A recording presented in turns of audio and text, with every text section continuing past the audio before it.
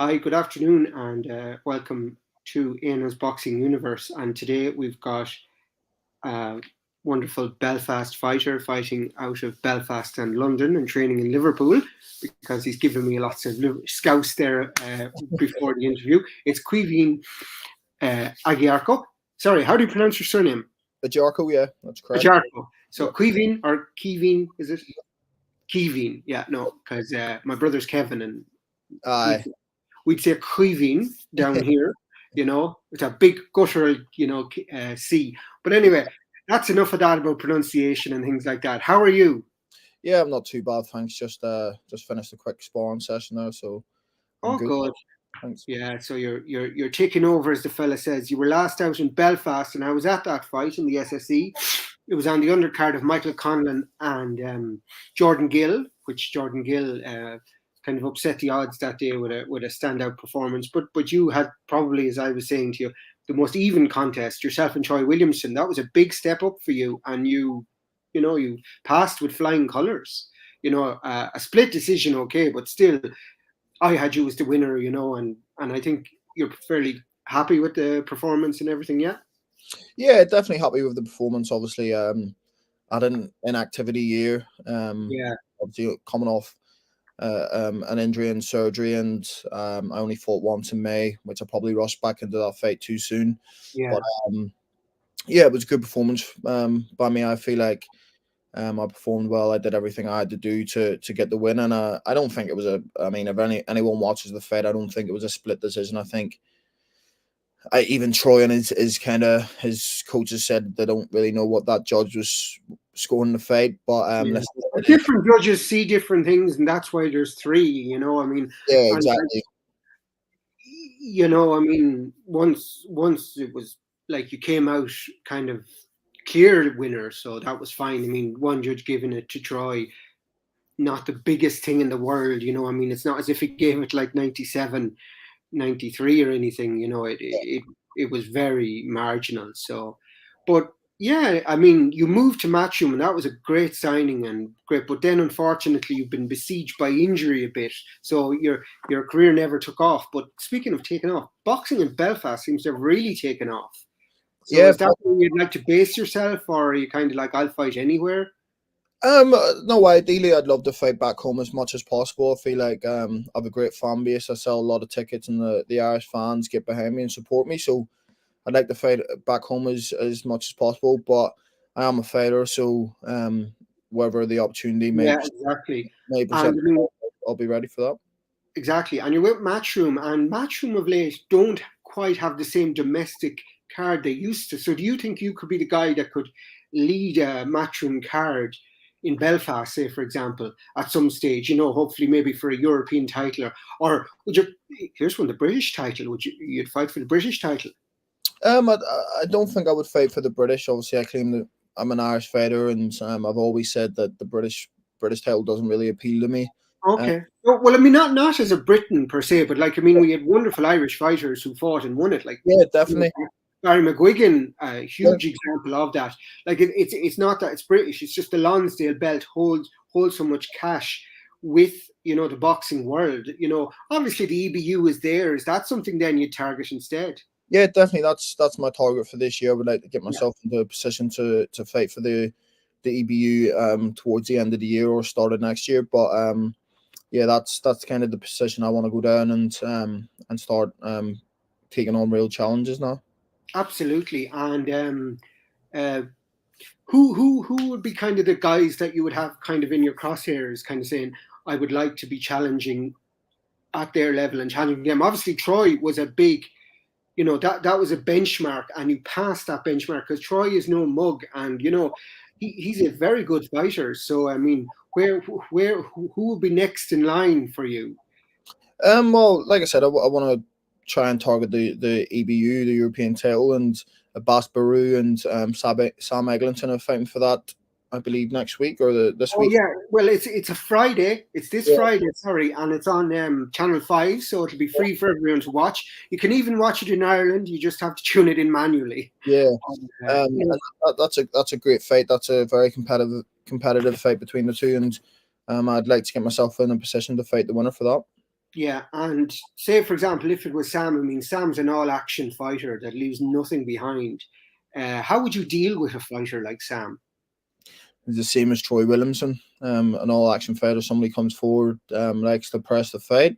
Just got to use your boxing ability and be smart and take calculated risks and yeah, not kind of let them boss the fight too much. Yeah, and don't get sucked into a war because that's not. I mean, you're supposed to be, the kind of the classier boxer style fighter that's able to punch. Like too many times I've seen it with very good boxers who are drawn into a scrap that they don't need to be in. Because a scrapper knows how to scrap. You know what I mean? And I'm not saying you don't, but why? Like when you can outbox and when your style, your skill level is higher, why get drawn into that when you can just combat it, give a good solid punch to kind of keep them back and just win the round convincingly. Yeah, I feel like boxing at the moment, everyone wants the knockouts, everyone wants that the stoppages and the excitement and stuff like that. And the boxers like myself who are boxing purists and appreciate this the sweet science of hitting Yeah. not being hit or not really getting their credit that they deserve because of just the kind of appeal for knockouts and stuff. But I'm a strong fighter Yeah, and you don't have to prove yourself. I mean, if a guy wants to go over, you are going to absolutely, you have strong hands, but yeah, you're not going to be drawn into a war because you know, that's being sucked into their game when you're clearly skill level is higher. So use your skill, use your expertise. Like someone that's excellent at that. I mean, let's go the whole way back to one of the best boxers that I've seen in my lifetime, Floyd Mayweather Jr. I mean, he could box the head off anyone. He had power, but he used his skill first and foremost. And he didn't get drawn into wars. But if someone started, like happened a few times with the sly punches, he was well able to finish it. yeah, definitely. And like you said, like Floyd, he used his boxing ability to win fights, and sometimes that's what you need to do. You're not going to knock everybody out. You're not going to stop everybody, and sometimes you have to rely on your boxing ability, your boxing brain, and your skills to get you through fights. And I feel like I do that best. I'm a lot better than these light middleweights or middleweights at using my boxing ability. But I also can bang and I can also go forward and have a tear up. But um, maybe sometimes I do be a bit too cautious, but I have that in the locker to stand and bang or Absolutely. to show that I do have power, and that we've seen that in previous fights, like the Jez Smith fight, the Robbie Chapman fight, my Yeah. first fight with Matchroom, and stuff like that. Yeah, absolutely. I mean, it's and I mean, speaking of middleweights, then, and you've got Denny and Haney who are fighting for the middleweight title then on St Patrick's Eve in Birmingham. Yep. So I know that's middleweight, but is that somewhere you could think of going, or would you just know you'd rather Sam Eggington, the winner of the Sam Eggington fight? Obviously I'm a light middleweight, and I want to be boxing at light middleweight, but I've only ever had two fights at light middle, but my whole career near enough has been at middleweight. So Yeah. whatever opportunities present themselves, I'm a fighter. I just want to fight. I want to prove myself. Exactly. Yeah. And I mean, like middleweight is a division that's crying out for somebody just to take it by the horns.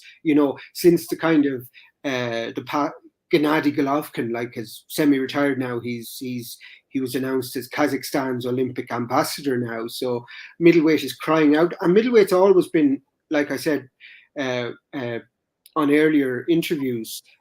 Middleweight is such a huge weight in these islands because you've always had great fighters at middleweight or super middleweight or light middleweight, that or welterweight even, that's the kind of the standard UK and Ireland kind of weight for a boxer, is that light middleweight, super middleweight kind of area. So there's lots of fights to be made, isn't there, domestically? Yeah, definitely. I think late middle and middleweight have always been one of the most exciting weights in boxing, and obviously I like it's great to be a part of that weight class, and I want to challenge myself against the best. And if a opportunity was to present itself at middleweight, I'd definitely move up and fight Mm. at middleweight. Oh, absolutely, yeah, because it's like when the opportunities are there. I mean, and there's great. Another fighter who I'm quite fond with, but he's actually gone up to super middleweight now, so he's probably a little bit too heavy now. But Brad Ray, he moved from middleweight to super middleweight, and his power now, you can see his power is really coming, to the fore at that weight. But there's another guy I always thought Paws and Ray would meet, but unless Paws, I suppose, goes up to super middleweight, it's unlikely to happen. But there's so many great fighters domestically, from these islands. I just think it's brilliant, and as I always said, and it's not after timing. I've always said, the middleweights are always my favorite because you've got that mixture of power and skill. Whereas if you go too high to the heavies and super heavies, it's all about that big punch. And you go lighter weights, it's all just skill boxing. But there's no, well, with the exception of Inoue, there's no kind of knockout power that's kind of there. But Yep. obviously at middleweight you have both. I mean, you can't depend on one alone because that guy could have, like you have, that knockout punch, that could change the fight. And as we've seen. Like you could be winning a fight on points, but if the other guy has that punch or a combination of punches, in the case of Lee Wood versus Josh Warrington, that changes the whole fight.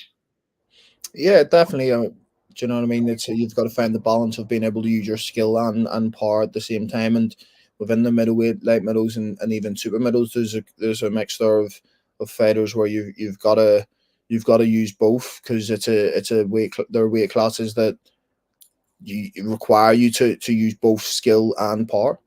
Absolutely. And so, what got you into boxing, or when did you start boxing? I started boxing when I was 7 years old. My uncle used to box, so I kind of was just brought to the gym to be shown where he boxed, and I kind of just put the gloves on and never looked back. Absolutely, and and you've won amateur titles, and so you fill out. And then, what made you then decide? Okay, I want to switch over. I want to go pro. That's my road. Well, I kind of achieved everything that I could in amateur boxing in terms of in Ireland anyway. I'd represented Ireland at the Worlds and Europeans as a youth or junior. Sorry, I'd won 6 national titles, won the Irish elites at light heavy, and I'd boxed in the WSB, and I just thought that I've always had that professional style. Yeah, The pro ranks always suited me more so than the amateurs. So I just thought it was a great time to turn over in 2018, and my plans were always to turn pro. So I wanted to turn over and give it a crack at the professional game.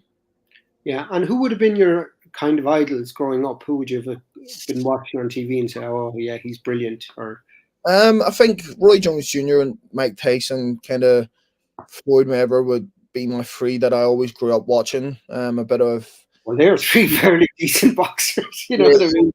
obviously Roy Jones was, he really did it all, didn't he? And he even won the heavyweight. exactly. But you've got Mike Tyson, who was a power puncher. Not that he wasn't skillful, but he was a power puncher. You've got Floyd Mayweather, that was the ultimate boxer, and then you got Roy Jones Jr. that could do both. He was a banger, and he had the skills to burn. Oh, So, Roy Jones' skill was yeah, so I watched a lot of Roy Jones Jr. growing up, and not trying to emulate his style, but kind of take things away from his style that I could add to mine. Yeah, it was like I was saying with the other boxer the other day. It's not saying you want to emulate these people, but you take things from them. Like when Floyd Mayweather said Sugar Ray Robinson was a style that he adapted, and I mean, my friend Steve McGurr gave me DVDs of Sugar Ray Robinson, and I was watching it, and I could see where Floyd got that from. So I mean, obviously, Roy Jones Jr. is very successful. He started at super middleweight. Well, I think he started middleweight actually, but you know what I mean. He went the whole way up to heavyweight and won the heavyweight crown. But I mean, Jesus, if you're going to copy someone's style at that weight, at that level, that's the guy to copy, surely. Like, I mean, Yeah, watch what he does, see what he does, the traps, cutting off. It's brilliant. Like, Roy Jones was definitely an elite boxer at that level, He'll be an all-time great, definitely. yeah, definitely. I think Roy Jones Jr. in his prime is one of the best fighters to put on a pair of gloves, and obviously he's someone that I followed closely and watch his tapes and try and take tips off. Oh well, yeah, absolutely. I mean, that, and always be learning. Isn't that the mantra? There's always someone out there that you can learn from. You've never finished on the journey of learning, because no matter what you do, there's always new things you can add to your arsenal.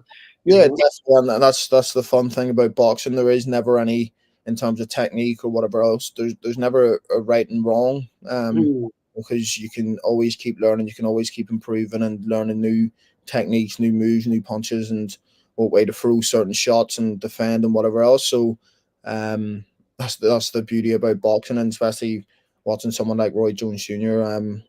It just shows you that, like, he could box on the back foot for 10, 12 rounds, or he could go forward for 10, 12 rounds, or he could absolutely. mix it up and do a bit of both. No. Roy Jones was a very special talent, as was Floyd Mayweather Jr. And like you said, Mike Tyson was more of a power puncher. He probably didn't have the high skill set. He had a skill set, but not the high level that Roy Jones, and definitely not Floyd Mayweather had. Yeah, But he had lethal finish, and like that he could take a punch as well. Which you need to be able to do with the higher weights, because definitely. you're not going to be able to evade everything, and if they catch you, you have to be able to deal with it, because otherwise all your work goes to nothing. You Exactly. know? Yeah.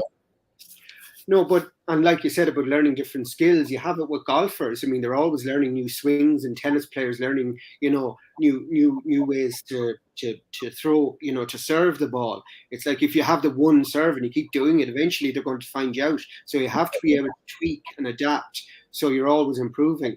No, that makes sense. So you said you hope to be out in May time. Well, we'll look forward to that anyway, and keep us updated. And I'll definitely retweet anything we see with your, if you're in May, and if you're fighting in Ireland, sure, I'll hopefully get to it, because it's just, as long as I'm not away somewhere, I'm away from the, I'm away a lot, because it's funny that on Patrick's weekend I'll actually be in Birmingham at that.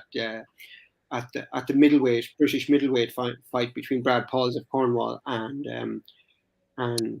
and Heaney of Stoke, of all Oh, places. yes, yes, yes.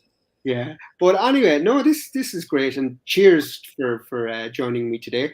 Best of luck with your training, and definitely keep us all informed when you get that opponent, and hopefully we'll see you out in May.